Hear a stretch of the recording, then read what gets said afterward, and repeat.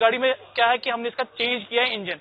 आपको पता होगा कि ऑलरेडी पुरानी गाड़ी में हमारे पास 1 लीटर का इंजन आता था, बट इस गाड़ी में हमको 1.2 लीटर का इंजन मिल रहा है, जो कि already test and tried engine है। और इस गाड़ी में क्या है कि हमने सेफ्टी के मुकाबले में बहुत सारी इंक्रीज की हुई है। जैसे बेसिक मॉडल से हमने इसमें एयर बैग्स दिए हुए, एबीएस दिया हुआ है, पिटेंशर्स एंड फोर्ड सिमिटर्स दिए हुए हैं। हमने इस गाड़ी में आपको स्पीड अलर्ट वार्निंग सिस्टम दिया हुआ है, को ड्राइवर एंड ड्राइवर साइड जो अलार्म होता है सीट बेल्ट का, वो दिया हुआ है।